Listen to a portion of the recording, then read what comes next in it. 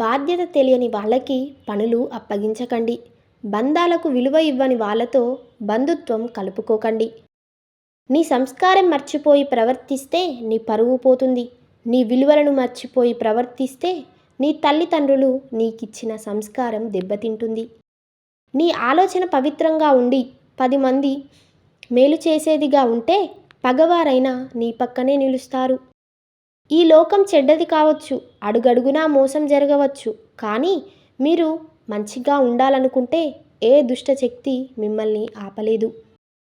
నీకు అవసరం లేని ఆర్భాటాలు, అక్కరకు రాని ఆవేశాలు ఎప్పటికీ పనికిరావు. ఎంత ఎదిగినా ఒదిగి ఉండటం నేర్చుకోవాలి.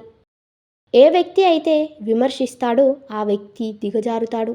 ఏ వ్యక్తి అయితే విశ్లేషిస్తాడో ఆ వ్యక్తి ఎదుగుతాడు.